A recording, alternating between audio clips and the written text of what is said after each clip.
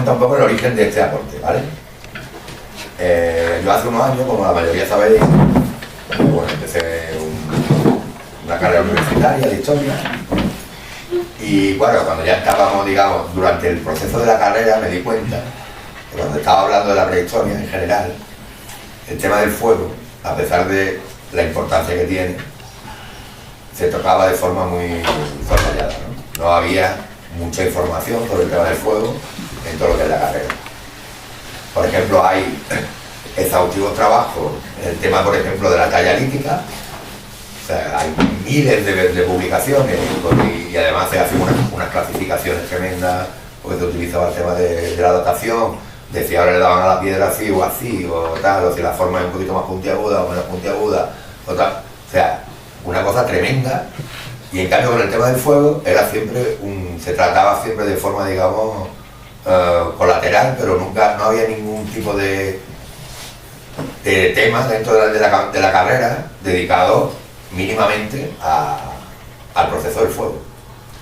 Entonces, claro, cuando me tocó hacer el TFG, mi idea, el trabajo fin de grado, la idea fue, bueno, yo voy a intentar hacerlo sobre este tema, incorporando todo lo que nosotros hemos aprendido en los talleres de fuego y viendo también de esta forma si podemos meter en el circuito académico nuestros trabajos, ¿no? Que me parece que eran muy reveladores en muchos campos y que planteaban ciertas hipótesis y cosas que no estaban muy al día en la investigación histórica.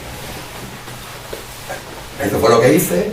Y entonces, claro, después de estar trabajando durante 2 años prácticamente con el tema del fuego, claro, desde el punto de vista más, digamos, más académico, pues la verdad que aprendí muchas cosas, ¿no? Y entonces digo, bueno, pues podemos hacer la vuelta, ¿no? O sea, toda esta información, todas estas cosas que he podido trabajar, pues me gustaría colocarla ahora para nuestros talleres, ¿no? Para nuestras investigaciones, para nuestros temas.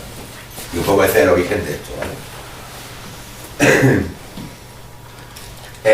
Es verdad, y como además lo hemos comentado antes con algunos compañeros, que últimamente sí hay gente, nuevos arqueólogos, que le están dando más importancia al tema del fuego y están trabajando en ello. También, sobre todo, desde que en España se pone en marcha la arqueología experimental, siempre, o sea, partiendo normalmente, los pioneros en esto son Atapuerca, la gente de Atapuerca y la gente de la Autónoma de Madrid, que también están haciendo un trabajo muy bueno, lo que es la arqueología experimental. Y a partir pues de hace 20 años, ¿no? ¿Qué pasa? 20 años, que parece es mucho tiempo, pero en el mundo académico, que es un mundo, digamos, prácticamente pleistocénico, que va todo 20 años no es nada. O sea, lo que empieza a hacer la gente hace 20 años todavía no está, digamos, ni siquiera reconocido por la mayoría, y todavía los catedráticos están como con la mentalidad de su mentalidad de formación, que es los años 60, como mucho, ¿no? Entonces, claro, todas estas cosas todavía están, digamos, que en un ambiente que no está aceptado por la academia. Sobre todo en el ámbito hispano, todavía más. O sea, si por ejemplo te vas a Francia, en Francia hay trabajos sobre el fuego muy buenos, muy antiguos, que la mayoría no están traducidos.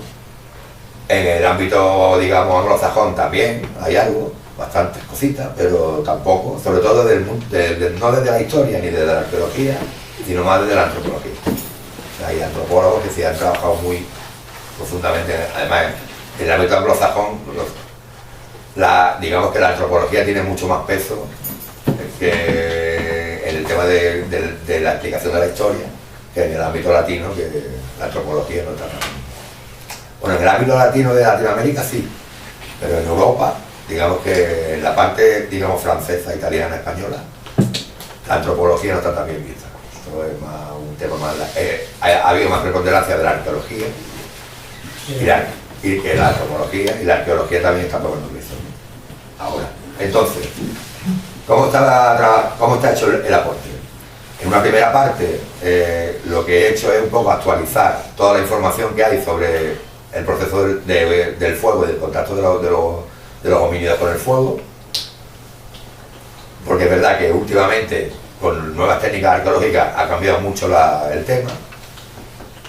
Luego he trabajado una parte sobre la mitología del fuego, que es verdad que creo que es algo que tendríamos que incorporar en nuestros talleres, porque no se trabaja específicamente ese tema.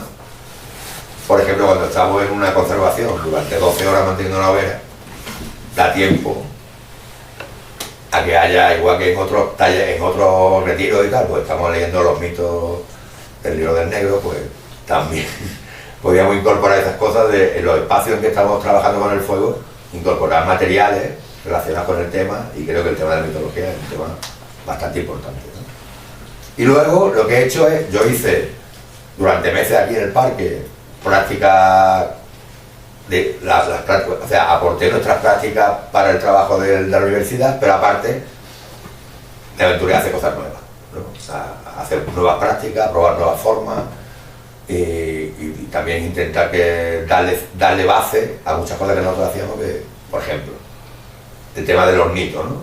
Nuestro horno de adobe. Eso, según la historia oficial, eso no existe. O sea, eso se existe a partir del Neolítico, cuando ya la producción está... Entonces, claro, ¿cómo conservar una cosa que no existía? En base a eso me gusta investigar y de hecho planteo que una de las cosas que los profesores han tomado más en serio como novedades, es decir, es posible que esas estructuras estuvieran, pero no tenemos constancia de ellas. Porque no se han conservado. Porque no se han conservado. Y porque siempre que se encuentran arcillas calentadas alrededor de una hoguera, se piensa que eran la misma arcilla que había ahí, que se ha calentado y se ha quedado ahí, pero no se sabe si era parte de una estructura. O sea, entonces, eso habría que hacer una analítica, si ve si esa arcilla es la misma de donde está la hoguera hecha o viene de otro lado, por lo cual podría empezar a demostrarse que realmente había una estructura. Lo que está claro es que muchas veces, por sentido común, se van viendo cosas que hacen que eso tenga sentido, ¿no? Por ejemplo, si ellos, cuando empieza el proceso del fuego y se dan cuenta de que contra más cubren la hoguera, más tiempo dura y menos combustible necesita, o sea, es muy posible que empezaran primero a hacer un boquete, cada vez para proteger la hoguera un poco más, y que en algún momento empezaran a ver que levantarle una pared alrededor podría ser interesante porque mantiene más tiempo el calor, y en un momento dado, sobre todo porque yo pienso que el hornito viene con el transporte, no con la conservación. El hornito más bien sería cuando dicen hay que llevarse esto, ¿qué hago? Me llevo la hoguera, ¿cómo me la llevo? La tengo cubierta, entonces me la llevo. Entonces creo que lo del horno más bien es un tema del transporte, más que de la conservación, ¿vale? Bueno, os digo, el estado de la cuestión sobre el tema del fuego. Como digo, hay mucha controversia porque siempre las dataciones que hay antiguas, hoy día prácticamente no se aceptan. Porque están todas mal. Las dataciones, o sea, la antigüedad que tienen los yacimientos. Porque eso se hizo todo con carbono 14, que ahora hoy día está totalmente... Se vio que estaba todo equivocado. ¿Qué pasa? Que los que tienen toda su gran obra plantada sobre eso, no quieren... Claro, es decir, o sea, toda mi vida académica se va a la mierda, porque todo lo que he dicho es mentira, ¿sabes? O sea, está mal, no es mentira, está mal. Está mal, sí. Entonces ahí hay un debate que no vean, ¿no? Hoy hay técnicas muy nuevas que son muy chulas. Por ejemplo, hay una técnica que puede saber a qué temperatura se calentó una cosa prehistórica. O sea, saben hasta qué temperatura llegó.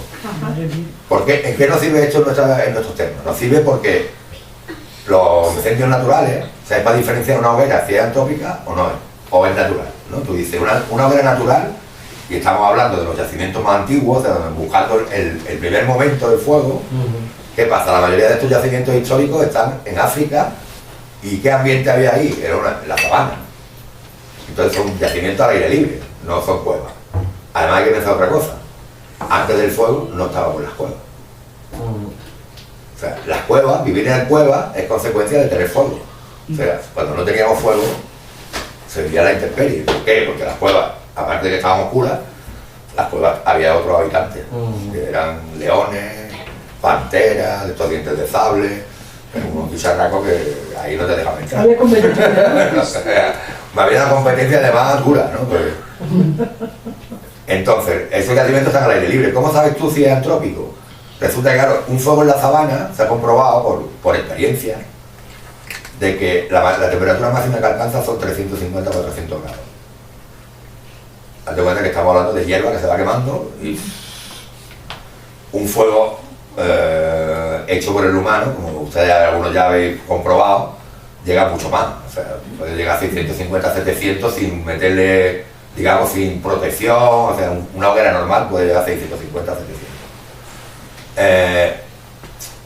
Con esta prueba con esta técnica que digo, se puede saber, por ejemplo, un trozo de sílex que está ahí en una hoguera, si la hoguera, a qué temperatura alcanzó en el máximo. Entonces ahí se han encontrado sílex que están a 600, 650, con lo cual da una muestra clara de que es una hoguera antrópica. O sea, que eso lo han hecho los humanos, no es un incendio, ¿no?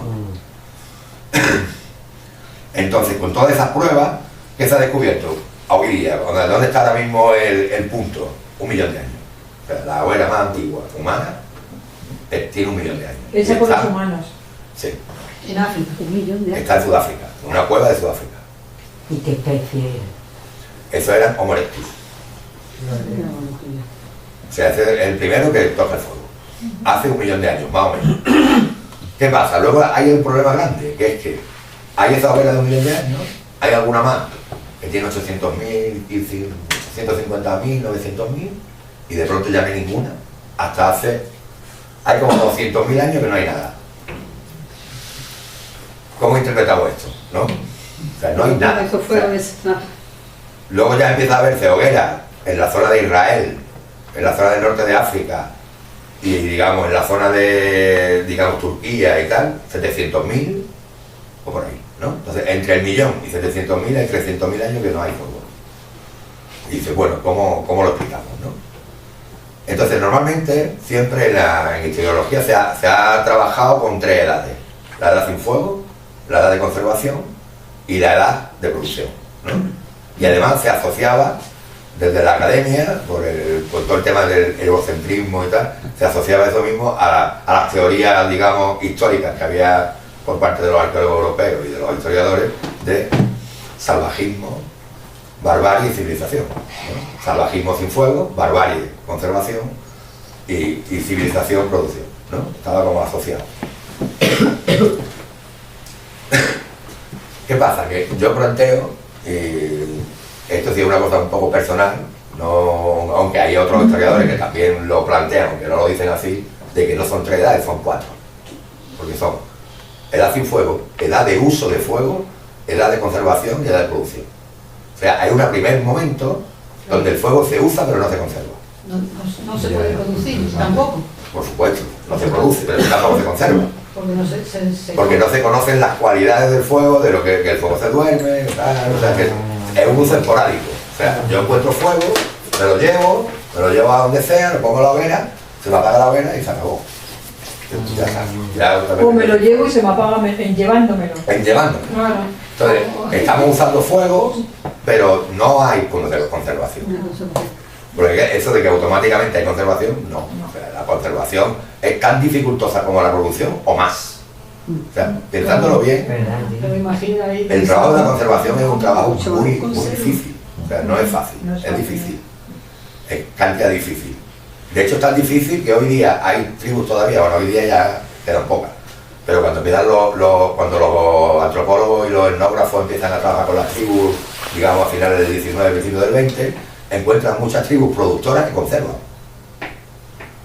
¿Por qué? Porque la producción en realidad es mucho menos fiable que la conservación. O sea, el único método verdaderamente fiable de tener fuego es conservar. Conservarlo. Sí. Porque producir, dependiendo del ambiente, se te puede ir a la mierda. Por ejemplo, los polinesios, ¿no? Que van en sus barcas cruzando el mar, que no saben ni a dónde van a llegar, no saben qué van a encontrarse en el otro lado. Tú dices, ¿tienen cosas para producir? Tienen, pero hay humedad, se les puede mojar, tal igual. Llevan en su barca el fuego. Y lo que saben producir, conservan. Porque saben que es la única garantía de que aunque esté lloviendo, aunque haya humedad, aunque no me encuentre la madera adecuada, aunque no tal, voy a tener fuego. O sea, que la única seguridad del fuego es la conservación. Entonces, como digo, se encuentra este periodo que decimos que no hay, y a partir de hace 700.000, más o menos, en otros lugares medio millón, o sea, un poquito menos, es donde empezamos a encontrar ya fuegos conservados, a montones, ya hay a montones. Te empieza a aparecer y tú dices, bueno, también Otra cosa que hay que tener en cuenta, ¿dónde se excava? ¿Dónde hay investigación? Pues históricamente en Europa, en Oriente Medio y ya poco más, ¿no? Entonces, ¿dónde hay más fuegos de este tipo? En Europa, en Oriente Medio. ¿Por qué? Porque en China y tal, ahora empieza a aparecer montones. ¿Por qué? Porque ahora hay muchos arqueólogos chinos trabajando en China, pero hace 50 años, 60 no lo había. Entonces, todo eso era virgen, era un desconocido. O sea, están apareciendo, por ejemplo, ahora mismo una de las hogueras más antiguas de Eurasia está en China, ¿no? Tiene 750.000 años. Las otras dos que hay, que algunas que están más o menos en esa época, están en Israel, ¿no? ¿Qué demuestra esto? ¿Y cuál es la teoría? Precisamente la teoría es que esos erectus de hace 1 millón de años, cuando consiguen controlar el fuego ya, cuando lo domestican, a mí me gusta utilizar el término domesticación. Porque eso del descubrimiento, eso no es verdad. El fuego está siempre ha estado y siempre lo han visto. Ellos no descubren de pronto el fuego, ¿no? Lo que hacen es que lo domestican. Entonces, esa es lo importante. Recuerdo también que yo empecé a ver el negro porque ese momento es el momento culminante. Ese. Porque ahí es donde se produce realmente el cambio interno. O sea, es cuando ese homínido supera el instinto de la huida y se acerca a un peligro, está haciendo la rareza. Y ahí es donde, de verdad, de ahí viene todo, ¿no? Tú dices, ¿había hecho otra rareza antes? Sí, ponerse de pie. O sea, he hecho con las dos grandes rarezas, ¿no? Y el pulgar, ¿no? El pulgar. Sí, pero eso ya vino, porque ya, pero al ponerse de pie se le liberan las manos y entonces hace lo del pulgar. Pero claro, tú dices, esas son las rarezas que nos han llevado a ser humanos, porque si no estaríamos en otra rollo, ¿no? Pues tú dices, primera rareza, esa que tú dices, además, tú también lo asocias, primera rareza, ponerse de pie, y eso lo asocias a la tecnología. Ella puede empezar a manipular cosas. Segunda rareza, el fuego, y eso yo lo asocio a la cultura. ¿Sí? Desde que hay fuego de cultura. Antes no. Es como, no está en una cultura humana. Entonces, claro, el tema del fuego es importantísimo.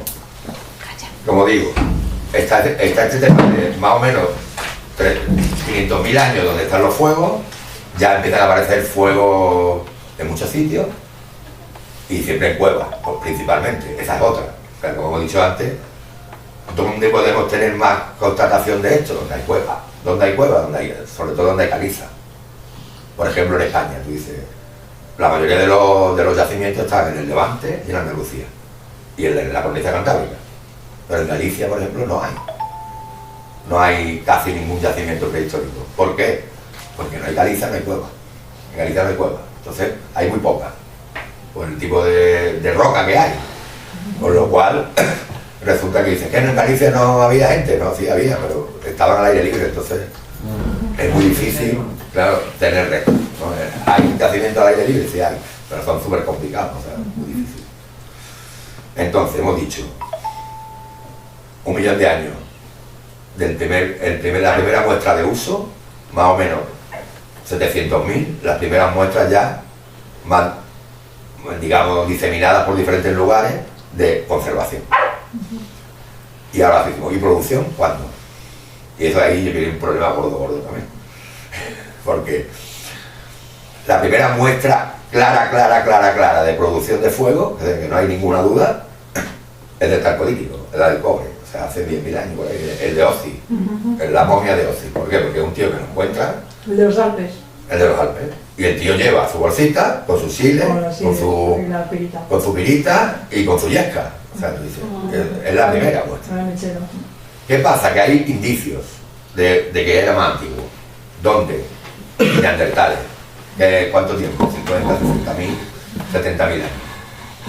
¿Por qué? Pues, por ejemplo, porque algunos investigadores ya están afinando en la búsqueda, porque tú dices, claro, tú encuentras lo que buscas. Cuando en un yacimiento solo buscas huesos y sílex y tal igual, encuentras huesos y tal igual. Cuando hay gente que empieza a buscar yesca, o sea, o mejillas de pirita, o otro tipo de cosas, empieza a encontrar. Entonces ya hay investigadores que están trabajando eso, están buscando eso, los restos de producción. Si tú encuentras en una hoguera un montón de lasquitas de pirita allí desparramadas, pues dices, estaban produciendo aquí, ¿no? Entonces hay algunos lugares que podemos datar más o menos 50.000 años. Otro indicio, la dispersión de las hogueras. Si en un yacimiento, por ejemplo, hay una sola hoguera, normalmente los conservadores tienen una hoguera grande, que la usan para todo, y ahí conservan, ¿no? Y luego, cuando hay producción, hay hogueras pequeñas diseminadas por todos lados, ¿no? ¿Por qué? Porque tú enciendes una hoguera, hace no sé qué, y termina, la apagas y está, y te va a todo. Los conservadores suelen tener hogueras permanentes. La hoguera permanente más grande que se ha encontrado, ¿vale? Está en Córdoba, en una cueva, que es la Cueva del Ángel, en Lucena. Según la cantidad de ceniza acumulada, teniendo en cuenta que eso con el tiempo se va comprimiendo, con todo lo que tiene haciendo el cálculo de todo lo que tiene arriba que lo ha ido comprimiendo, se calcula que esa hoguera estuvo encendida entre 1500 y 2000 años. Permanente. De forma permanente. Qué bien conservado. Qué barbaridad. Entonces no eran nómadas. No, es que esa es otra. O sea, que todo eso del nomadismo y tal y cual es una cosa muy relativa. Hay grupos que eran nómadas y hay grupos que no eran nómadas y hay grupos que eran seminómadas. O sea, que se movían, digamos, estacionalmente. Iban y volvían, ¿no? Pero cuando había lugares, por ejemplo, que eran muy aptos para la vida, no se movían. Por ejemplo, la araña. En la araña tenemos constancia de hábitat de hace 200.000 años sin abandono ninguno hasta la edad del cobre. Aquí al lado. No hay abandono nunca. ¿Por qué? Porque no hace falta. Porque si tienes comida, si tienes agua y tienes un clima más o menos bueno, ¿a qué te vas a ir? O sea, La araña aquí llegando al rincón, ¿no? sí. La esquina esa. Claro, eso tiene una secuencia estratigráfica completa. Me he liado con el peñón del cuervo, pero nada de Bueno, un poquito más para adelante. Sí, un poquito más para adelante, antes de dar la curva para hacer la De hecho, los granada. yacimientos primero están en el peñón del cuervo. O sea, la primera cueva, cuervo 1, cuervo 2. O sea, la araña empieza en el peñón del cuervo. Ah, vale, vale, O vale. sea, el asentamiento empieza en el peñón del cuervo. Bueno, de ahí se ha hecho mucha escalada y se hace mucho senderismo por Ya, ahí. no, ya escalada no se hace. Gracias. Bueno, pues yo te digo que hace 20 y tantos años Sí, se sí, hacía sí, ahí yo también. escalada. Y he visto un montón de arqueólogos ahí. Sí, sí. Yo trabajo allí ahora. Entonces. Ah, trabajas allí. Bueno, entonces decimos, estas cosas de las hogueras dispersas también nos dan pistas de producción, ¿vale? Métodos de producción. Una cosa muy importante, claro, nosotros normalmente estamos usando el tema de la pirita y tal y cual. La pirita, o sea, la creación de la producción de fuego por percusión es mínima. O sea, es lo menos. Sí. La mayoría de la gente lo hacía con madera. Entonces, claro, diferentes técnicas. Porque De la madera madera- hay Ah. 28 clases diferentes de forma de hacerlo. El arco, el este que tú dices, el taladro de fuego, está el enchufe de fuego, hay un montón de formas. Pero claro, lo de la pirita, ¿por qué? Dices tú, claro, porque es que hace falta pirita. O marcasita, que es el otro único mineral que tiene Marcasita. azufre y hierro. Si hay dos minerales que tienen azufre y hierro, marcasita y pirita. Y son los dos únicos que valen para hacer fuego. O sea, los demás no valen. Entonces, donde no hay eso, no pueden hacerlo así. ¿Qué pasa? Claro que esto es piedra y queda en el registro y la madera no. Entonces, esa es otra inconveniente en el tema de saber cuándo empieza la producción. Porque los elementos utilizados no quedan. Entonces, es muy complicado. Entonces, ¿es posible que la producción sea mucho más antigua? Pues sí, seguramente. Seguramente según avance la investigación y cuando ya la gente está tirando el tiro a buscar eso, entonces ya seguramente aparecerán cosas más antiguas. Pero lo que es evidente es que hubo conservación durante muchísimo tiempo. Y como hemos visto, en esta tribu que hablamos de la Polinesia y tal, o sea, incluso conservadores seguían siendo conservadores. O sea, no abandonaban la conservación por la producción. Porque era como que la garantía real era conservar. Esto es un poco la situación que hay, ¿no? Hablamos un poco de mitología, ¿vale? Esto es una parte que creo que es muy interesante para que incorporemos nosotros los talleres, ¿no?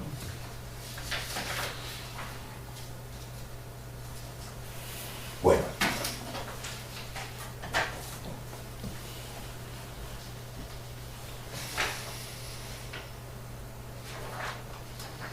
A ver, espérate, porque tengo aquí un lío que no veo ni lo que he puesto.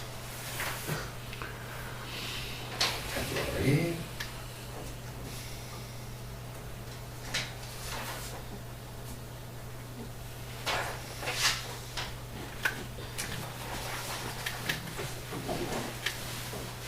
Me dice un poco el índice de lo que está, la cuestión, los aportes de los mitos, un cuento sobre la conservación, un cuentecillo que he escrito. Lo de arqueología experimental o experiencial, esto es otro tema, porque es como que cuando nos planteamos, cuando lo que nosotros hacemos es arqueología experimental o es arqueología experiencial. Y ahora, ¿qué nos interesa? O sea, a nosotros nuestras búsquedas son una, pero a lo mejor si usamos los métodos más científicos estamos yendo más al tiro, al registro de lo que lo hicieron. O sea, si nosotros lo hacemos de cualquier manera, pues puede que nos salgan respuestas de cualquier manera. Si lo hacemos más, contra más científicos seamos, más estamos acercándonos realmente a la experiencia real, ¿no? Que yo y luego, bueno, luego las prácticas, ¿vale? Y la conclusión. Esto ya lo hemos visto. Los aportes como he comentado antes. Bueno, hay un tema en mitología, la mitología del fuego es súper extensa. O sea, de hecho, si lo pensamos, normalmente todas las culturas tienen lo que se llama la teología, o sea, la creación del mundo y los dioses. Luego, la teogonía, o sea, la creación de la humanidad. Y luego, los mitos del fuego. Hay mitos de la agricultura, de no sé qué, de no sé cuánto también. Pero que estén todas las culturas, estas tres cosas. La creación del mundo, de la humanidad y el fuego. El fuego está en todos lados. ¿Qué pasa en Europa? Como hemos perdido gran parte de nuestra mitología, pues es donde menos hay. Son las más escasas, pero en todos los lados, Oceanía, Latinoamérica, Asia, China, siempre hay mitología del fuego. Y en muchos casos, esto es muy interesante, está unida al nacimiento de la humanidad. O sea, la humanidad nace con el fuego. O sea, los dioses cuando crean al humano, lo crean dándole el fuego, porque si no, no tienen dónde meterse. ¿Cuál es nuestro mito siempre que pensamos en el fuego? Prometeo, ¿no? En este caso Prometeo es así. O sea, el mito de Prometeo, si hay diferentes versiones, ¿no? Pero la versión más, la que más se utiliza, que es la de Protágoras, cantada por Platón, ¿qué nos dice? Los dioses le dicen a Prometeo y a su hermano que empiecen a equipar a los bichos que van a poner en marcha, ¿no? A la humanidad y a los animales y tal. Entonces empiezan a darle atributos, a este le da un ambiente, a este lo pongo muy rápido. Y ahora cuando termina el hermano de Prometeo de dar todas las cosas, se dan cuenta que al humano no le han dado nada. Y si que le damos a estos pobres, están ahí en pelota, no tienen dientes, no son rápidos, no son tal. Son una mierda. Lo vamos a tirar a la tierra vendidos. O sea, estos van a morir rapidito, ¿no? O sea, no tienen nada. Y entonces, claro, es cuando Prometeo roba el fuego y las artes, porque hay que pensar que el robo de Prometeo no es solo el fuego. Es de las artes también. El fuego y las artes. O sea, él le roba el fuego, las artes. Las artes. Artes. Sí, Las artes. Le roba, a Hefesto le roba el fuego y a Atenea le roba las artes. Eso es lo que le lleva a la humanidad. Entonces ahí como que está unido, ¿no? El mito. Entonces como... pero realmente también si le damos otra vuelta al mito de Prometeo nos damos cuenta que hay otros contenidos muy interesantes. Que es que es un mito que de lo que habla es de la producción del fuego, no de la... No, o sea, es un mito productor. Porque realmente esta es otra cosa interesante y que para abrir otro melón que te caga, que es el tema del fuego conservado, el fuego sagrado, el fuego producido, el fuego tecnológico, el fuego humano, totalmente humano. Mientras que el fuego conservado es el fuego sagrado. De hecho, hay muchos mitos, entre ellos en los mitos hindúes, decían que al principio el fuego no se podía usar para nada que no fuera para el sacrificio. Solamente se podía usar para el sacrificio. Evidentemente, claro, ahí sabemos, el sacrificio está unido al papel. Porque en el sacrificio siempre había comensales, ¿no? Siempre después te comías lo que había. Entonces también está unida a la cocina, pero era como que el fuego no se podía usar para nada que estuviera fuera del ámbito sagrado. El mito de Prometeo, cuando Prometeo roba el fuego a los dioses, lo que realmente lo que está haciendo es enseñar a producir fuego. O sea, no le ha quitado el fuego y te lo lleva, no, lo que le ha quitado es la pericia, la tecnología del fuego. Y por eso hay un fuego totalmente humano, ¿no? El fuego humano que ya ¿Qué consecuencias tiene eso? Es el fuego que sirve para la metalurgia, para la cerámica, para el tema civilizador, mientras que el otro era un fuego vinculado a lo divino y vinculado a algo mágico y algo distinto, sagrado, ¿no? Eso también es un poco polémico, puede ser polémico, pero es interesante, ¿no? Es decir, bueno, cómo es esta cosa del fuego para acá y el fuego para allá. Son dos fuegos diferentes, ¿no? Si nos fijamos también, de este tiempo del fuego sagrado, que tiene que ser conservado, pues nos viene, por ejemplo, el templo de Vesta en Roma, donde hay que mantener la llama eternamente encendida, porque las vestales tienen que cuidar de ese fuego, porque si ese fuego se apaga, Roma desaparece. El fuego olímpico, también el fuego conservado, por lo cual el fuego sagrado, pues podían apagar la antorcha y después encenderlo otra vez, entonces ya pierde la sacralidad, ¿sabes? Ya ese fuego tecnológico ya no es sagrado. ¿Sí? Eso habría que relacionarlo con patriarcado también. Ahí hay cositas por ahí, de eso. O sea, ahí hay cosas que tú no piénsalo. El fuego conservado Más femenino. es femenino, el fuego producido Es más. es eyaculación. Pues sí, pues sí. Y si os fijáis los talleres cuando estamos haciendo el trabajo, No la he visto. yo me he fijado muchas veces, el momento de la producción es un poco raro, porque la gente se individualiza, aparece contenido de competencia, egos, y en cambio la conservación es mucho más social, complementadora, y nos lleva a otro ritmo.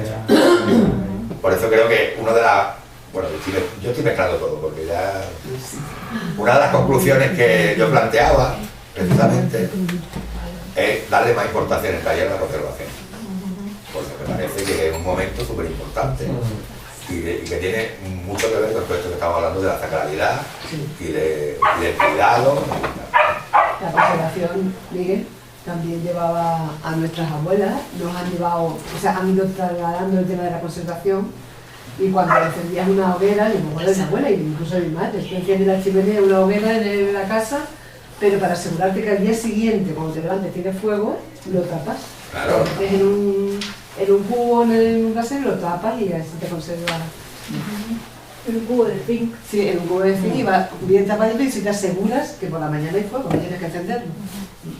Hay un libro que escribió un antropólogo a principios del siglo XX, no que escribió, que el tío recopiló todos los mitos del fuego que había en el planeta. Es un trabajo súper guapo, es antiguo, pero está muy bien hecho. Además, es de primera mano, porque lo que hizo el tío fue hablar con todos los exploradores y todo, que habían ido a Australia, no sé qué. Entonces, el tema Fraser, ese está en español y está muy guapo, ¿vale? Entonces, por ejemplo, yo lo que he intentado ahí es separar mitos de conservación, mitos de producción, mitos de paso, momentos de un fuego, o sea, cómo relatan ellos cómo era la humanidad cuando no tenía fuego. Entonces, por ejemplo, dice, por Fraser, por ejemplo, vemos destacar que explica un momento los humanos tenían conocimiento del uso del fuego, no sabían producirlo y ya necesariamente conservarlo. Si tenía la desgracia, si se le apagaba, volvían a asumirse la desesperación de los tiempos sin fuego. Entonces hay muchos mitos que hablan de la desesperación de los tiempos sin fuego. O sea, que era lo peor de lo peor. Una cosa totalmente... Luego hay mitos donde hay grupos que son grupos que tienen fuego, grupos que no. Y entonces como él, que llega uno del sur y llega al norte y le dice, usted llega a comer pescado crudo, pues son normales, ¿o qué? Y le facilita el fuego. Intercambio de experiencia. Con respecto a lo que hablábamos antes también del fuego, de la conservación como fuego ritual vinculado al sacrificio y cómo se convierte en este fuego tecnológico que se usa para el desarrollo de metalurgia y de cerámica, también vemos que después, cuando ya ese fuego sagrado también fue evolucionando. Entonces, en un primer momento, el sacrificio era humano, con lo cual había un fuego que servía para quemar a nuestros colegas y para pegárnoslo. Luego ese sacrificio humano se sustituye por animales. De ahí tenemos, por ejemplo, pues, la típica historia de Isaac y Jacob, cuando llega Dios y dice, hombre, no. También hay que plantear que cuando Dios se presenta muchas veces se presenta como fuego, una llama, o como la zarza ardiente. O sea, dentro de la Biblia, en nuestra mitología, aparece Dios como fuego. Y ahora ¿qué hacemos? Quemamos pedidos, ya estamos más civilizados. Ya no quemamos ni a nuestros colegas ni a nuestros bichos, ya quemamos papelitos, pero seguimos manteniendo el mismo acto, ¿no? El acto es el mismo. O sea, es pensar que esa purificación del fuego, el uso que le damos es el mismo, ¿no? Bueno, aquí por ejemplo hay por ejemplo en la isla Célebre, que está por Oceanía, dicen que el creador es el primer hombre y la primera mujer esculpiendo en piedra una figura de aspecto humano y haciendo que el viento soplara sobre ella, para que así escribiera la respiración y la vida. También le dio fuego, pero no le enseñó cómo fabricarlo. Así que en los primeros tiempos la gente tenía mucho cuidado de que el fuego no se extinguiera sobre la tierra. Un día, sin embargo, por descuido, el fuego se apagó y la gente ya no sabía cómo hervir su arroz. El cielo se hallaba por entonces cerrado a la tierra. Interesante también, ¿no? En ese momento ya no había conexión. Y los hombres decidieron enviar un mensajero a pedir a los dioses un poco de fuego. El mensajero elegido a este efecto fue cierto insecto llamado Tamboya.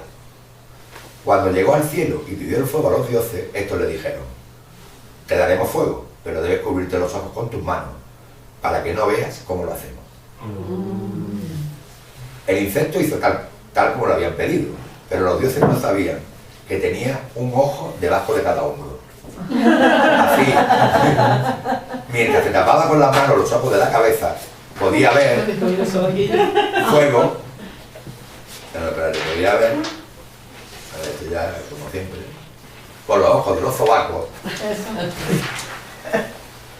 como los dioses fabricaban el fuego, golpeando un trozo de pedernal con un machete, lo que hacía saltar una chispa que se empleaba para prender un montón de madera seca. Este fuego le fue entregado por los dioses al insecto, quien se llevó consigo a la tierra el secreto de cómo hacer el fuego. ¿No? Hay más mitos relacionados con la producción, porque esto, por ejemplo, está relacionado con la producción, dice, cómo consiguieron producirlo. Y también está esa cosa de, claro, los dioses querían lo suyo, o sea, el fuego es mío. Ustedes os lo doy, pero no digo cómo va la cosa.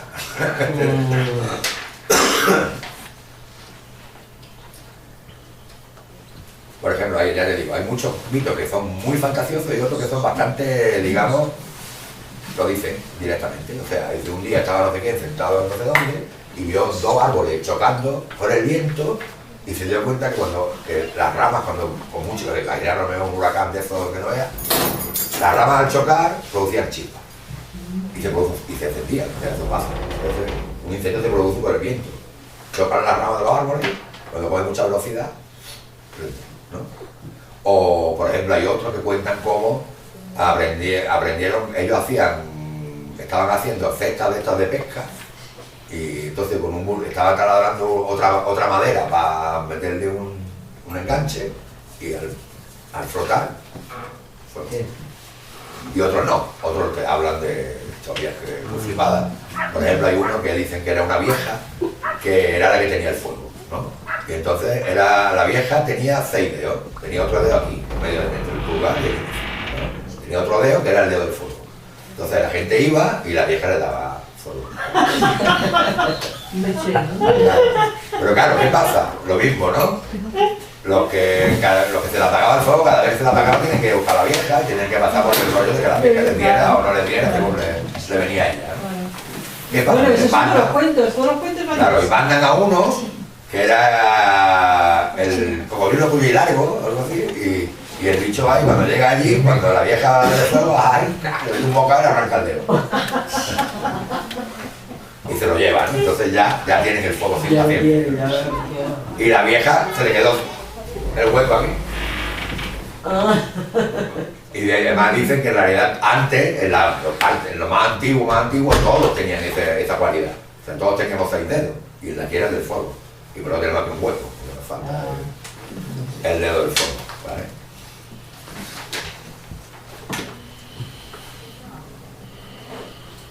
Bueno, pues en definitiva, hay muchos mitos, muchos relacionados con el momento sin fuego, muchos relacionados con el paso, muchos con la conservación, muchos con la producción. Yo lo que he hecho es seleccionar algunos y luego la idea también es poner a disposición toda la bibliografía para que la gente también siga investigando, ¿vale? Evidentemente, todo lo que hablan los mitos, digamos, no se pueden considerar fuentes históricas, evidentemente, aunque algunos te lo especifican claramente cómo fue el tema, pero evidentemente nos dan muchas pistas de cómo la importancia que estos grupos le daban al tema del fuego y cómo el fuego está en la construcción de su legado cultural. O sea, es algo básico, ¿no? En la creación de su cosmología, de su mitología y de su forma de relacionarse con el mundo. Y además que es muy interesante porque encontramos múltiples coincidencias entre culturas que están muy alejadas. O sea, hay muchas, por ejemplo, animales facilitadores. Eso hay muchísimos. La mayoría hay muchísimos mitos, desde América, Sudamérica, en Europa, incluso en Francia, por ejemplo, hay un mito también de los pájaros son los que traen el fuego. Y vienen con el fuego en la cola y se lo traen a la gente.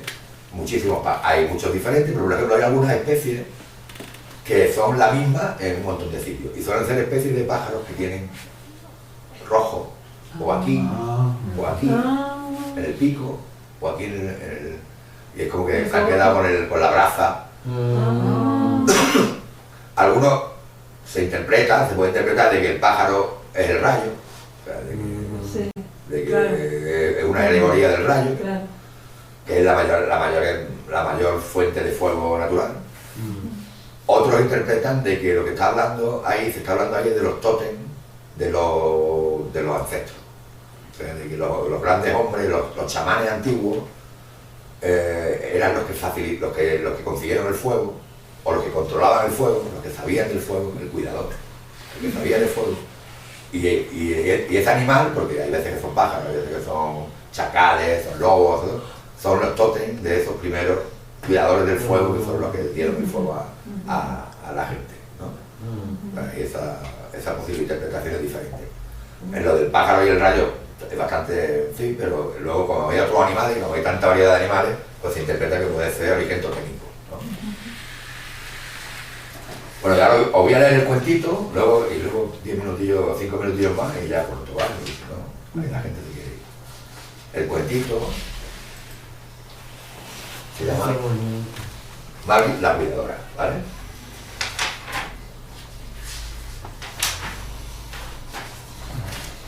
Dice, hacía muchas lunas que había dejado de sangrar y su vientre había empezado a crecer, atestiguando que un nuevo ser crecía en su interior. Debido a este estado, Malik no podía salir a recolectar alimentos y mientras el resto de los adultos del clan realizaba esta tarea, ella permanecía en el abrigo, cuidando de los pequeños y encargada de mantener las brasas del hogar. La tarea no era difícil, pero sí muy importante.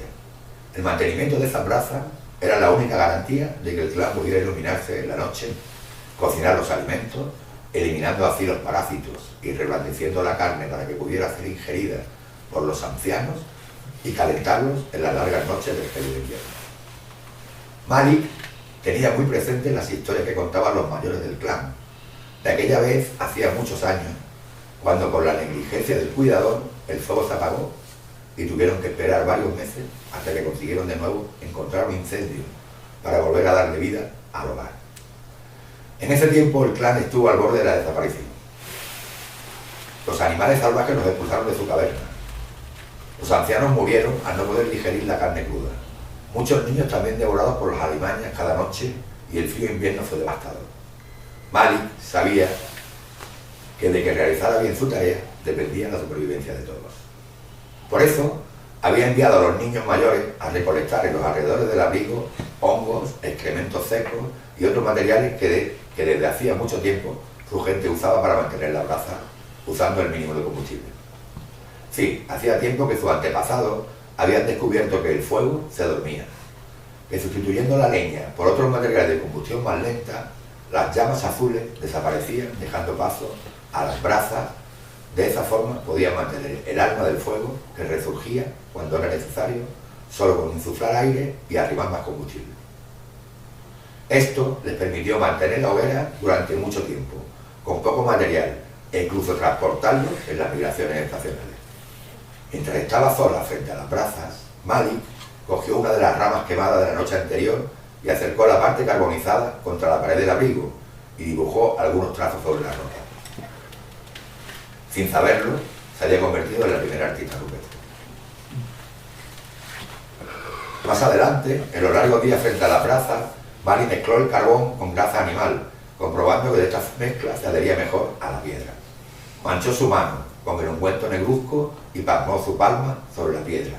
Miles de años después, esas huellas permanecían ahí, desbordando la imaginación de los que la contemplaban, intentando descifrar qué intención había movido ese acto. Esa noche, alrededor de la hoguera, Malik compartió su descubrimiento con todo el clan. En otra ocasión, los niños le trajeron unas hojas secas para mantener las brasas, y al aspirar el humo blanquecino que desprendían, sus pupilas se dilataron, y Malik viajó a espacios desconocidos, y tomó contacto con el águila que habitaba en su interior, volando juntos por paisajes nunca antes hollados por la humanidad. Desde ese día, lució una garra de águila en su cuello. La cuidadora del fuego estaba abriendo camino a nuevas experiencias, que cambiaron por siempre al grupo. Descubrieron cómo otras plantas desprendían vapores que ahuyentaban a los pertinaces mosquitos, otras facilitaban la respiración. Así, poco a poco, la cuidadora del fuego fue haciéndose una experta en las diferentes cualidades de los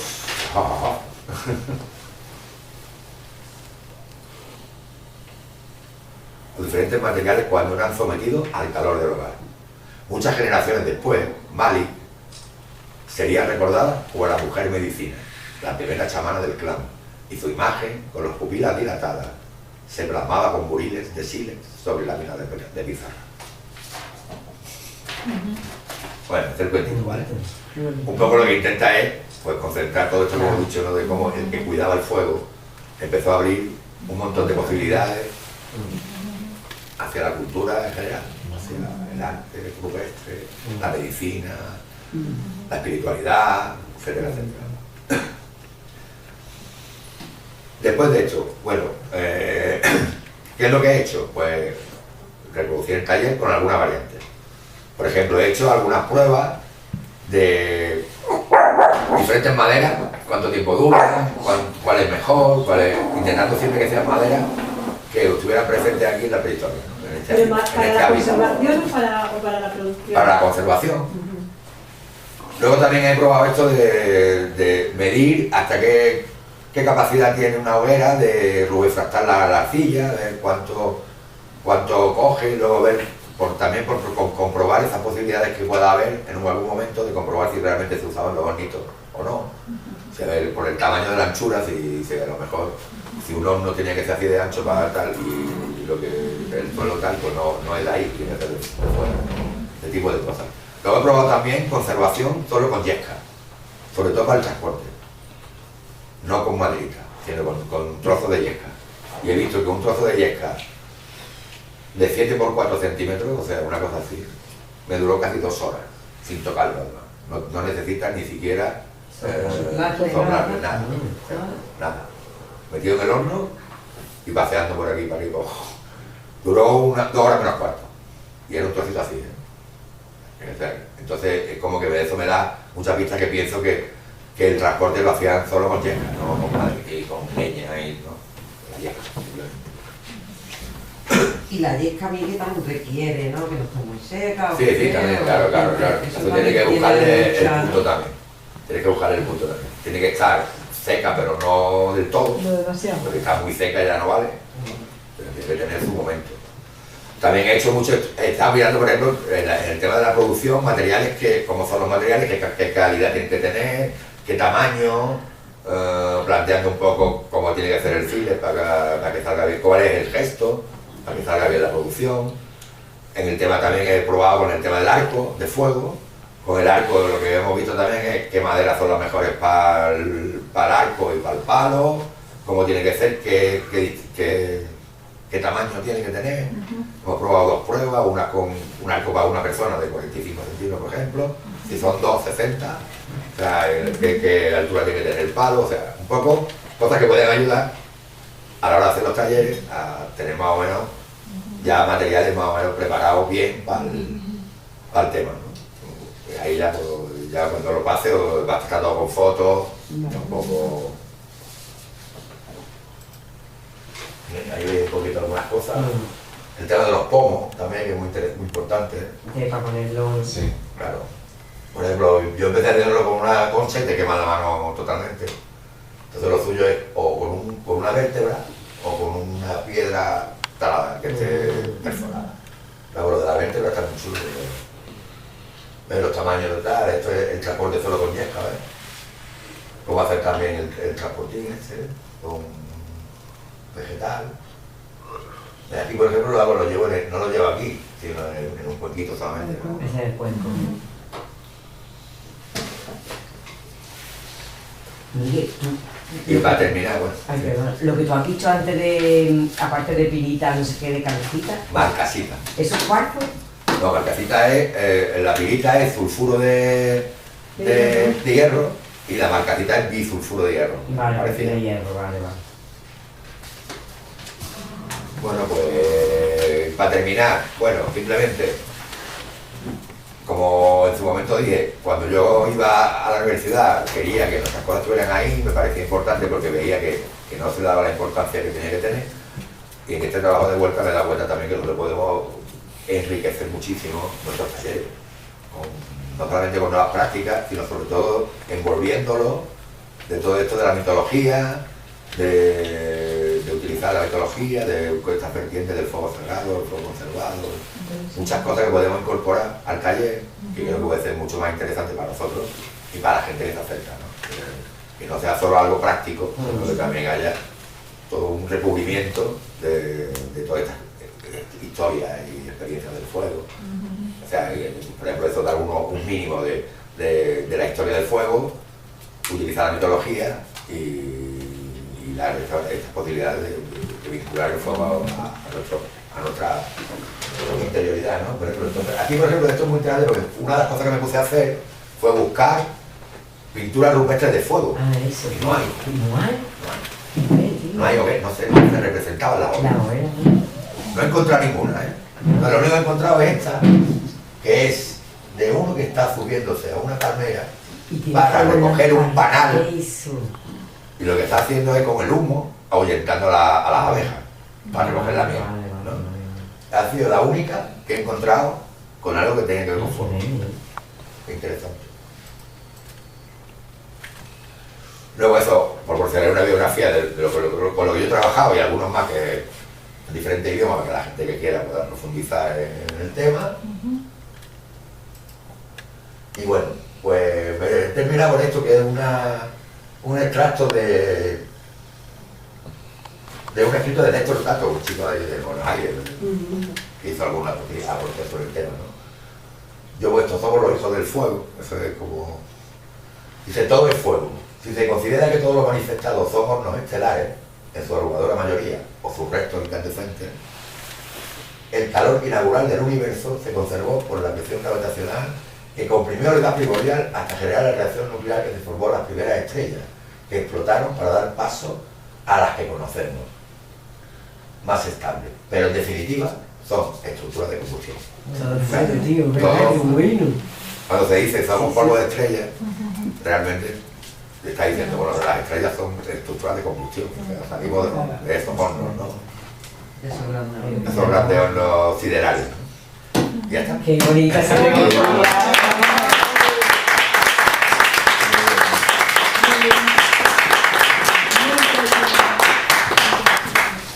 Perdona, y Miguel, el tema ese de fuego humano y fuego sagrado, ¿es algo que tú has recogido o que tú has hecho, o sea, distinción lo has hecho tú?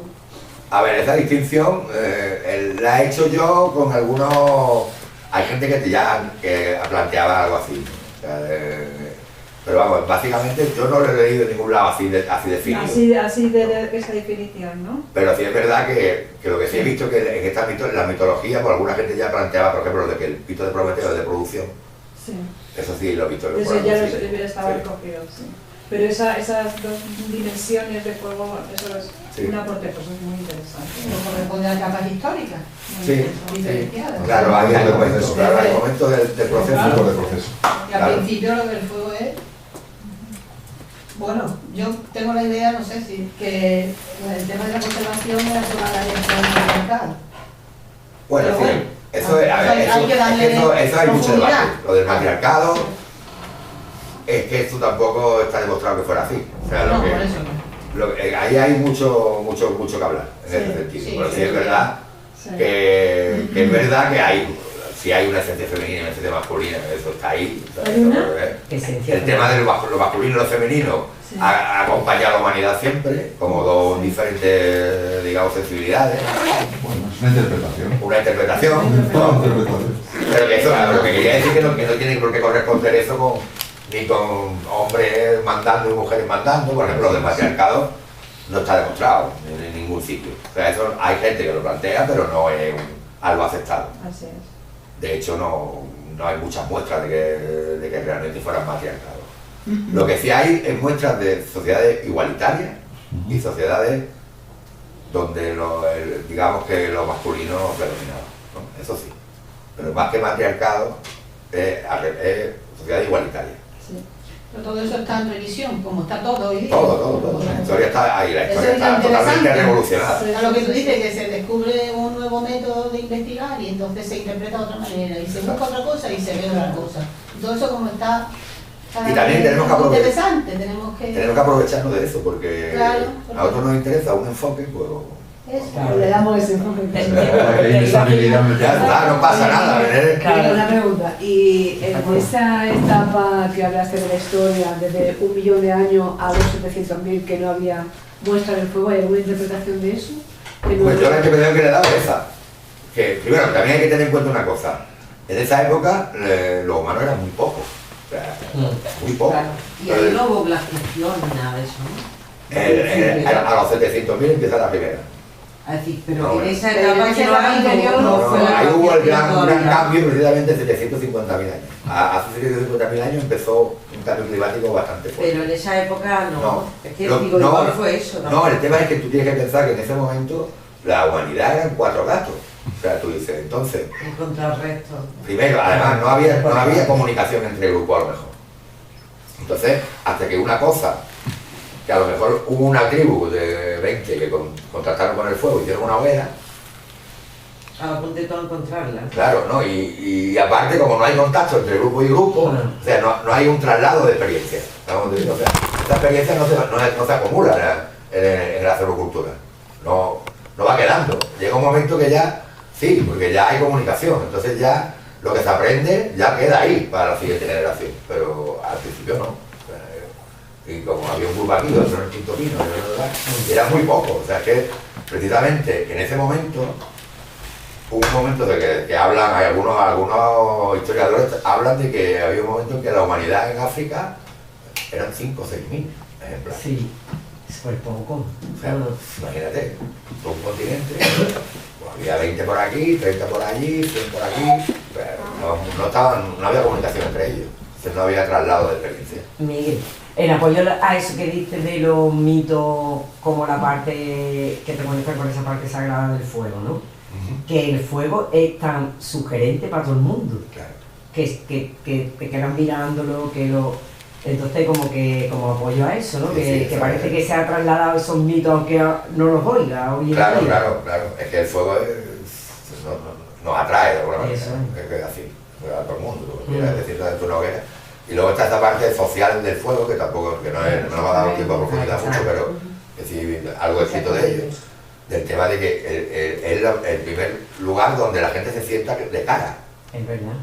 O sea, ¿por qué? Porque hay un centro manifiesto, Eso. que es la hoguera. Entonces, está la hoguera y ante un centro manifiesto la gente se pone alrededor y se está viendo las caras uno y otro. Y se está produciendo momentos de comunicación Sí. porque hay que verse. O sea, la cosa está aquí, el calor está aquí. Todo el mundo está mirando de uno a otro. No le queda otra manera. No puede estar una fila otra allí, ¿no? Están todos más Interesante. Y ahí en el hogar. Porque me empieza a Hay registrar ese traslado también de semántico, ¿no? Del hogar como el hogar, ¿no? O sea, la casa, ¿no? El fuego. Porque donde hay un hogar, donde hay un fuego. Sí, Sí. Donde no había fuego, no había hogar. Ujú. Ahí eso era- muy interesante. Había gente junta, pero... Sí, sí, sí, pero cada uno mirando a... Claro, No, muy interesante, Claro, claro. muy interesante. Sí. Muy interesante. ¿Y qué respuesta has tenido del ámbito académico? La respuesta ha sido buena. O sea, Sí, de sí. hecho mi tutor, es que, bueno, pasa que yo soy un poco... A ver, te cuento. Yo hice el TFG, se lo pasé a mi tutor, me dijo que estaba de puta madre, que le parecía súper innovador. Sí. Y me dijo, preséntalo al tribunal porque esto está matriculado, ¿no? Y yo dije que no.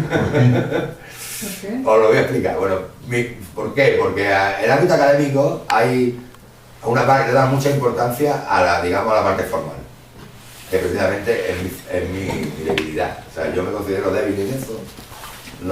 No sé por qué, porque yo no vengo de un ambiente académico.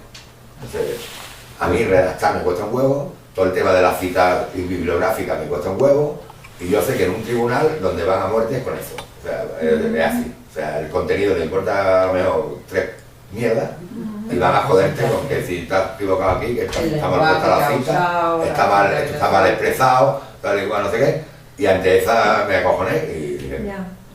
pero me dijo el profesor, dice, pero esto está para publicarlo en una revista Ya. científica.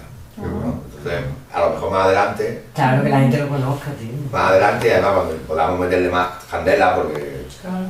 además yo ya fuera de lo que es un TFG, yo puedo ya meterle más contenido Claro, nuestro, más de claro. otra manera, ¿entiendes? Es que el fuego también hay que llevarlo a las escuelas. Claro, claro. También. Claro, también cada día es más permeable el medio. ¿verdad? Sí, además también, Vamos a cada vez favor. hay más gente, Vamos a favor. Cada vez más gente. cada vez más gente que está en el tema. Sí, cada vez más sin gente. duda. Sí, sí, sí. Digo, Bueno, desde el punto de, sí, sí, de la sí. arqueología y la Sí. historiografía, Sí. cada vez más gente. Porque es verdad que la gente se da cuenta que es un tema que no está trabajado. Yo creo que no, claro. ¿Estamos? Muy bien.